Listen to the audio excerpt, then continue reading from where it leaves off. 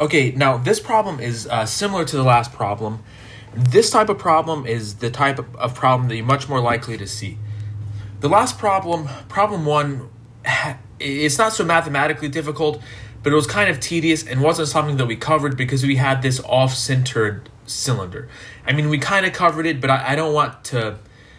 This is sort of one of the things that we had to give up in this class because we ran out of time pretty much. Okay, so this is what we want to do.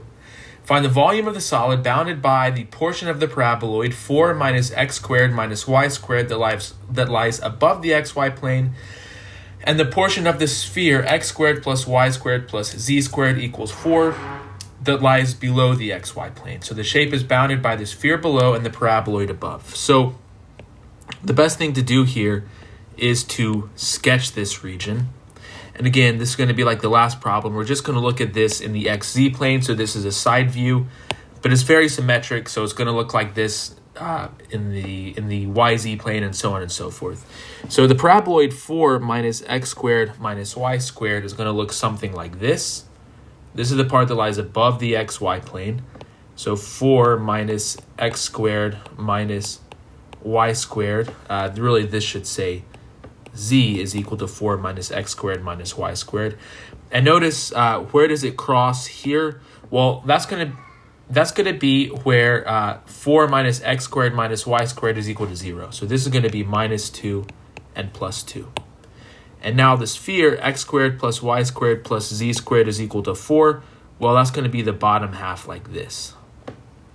Okay, so this is the region that we're integrating over, and again, this is just a side view, so this is like a slice of it. All right, so now what is the integral going to be? Well, we're going to integrate over the region D in the xy plane. What is the region D in the xy plane? Well, this is just going to be a circle of radius 2 in the xy plane. Why? Because this is a minus 2 and this is a plus 2. Okay, where the sphere, so one thing that you might have to convince yourself is that when z is equal to 0, these two surfaces are equal to each other. That's where they intersect. These two surfaces intersect when z is equal to 0. And of course, the sphere of radius 2 intersects the xy plane in a circle of radius 2. So we're integrating the function we're integrating over the region D. This is the region D.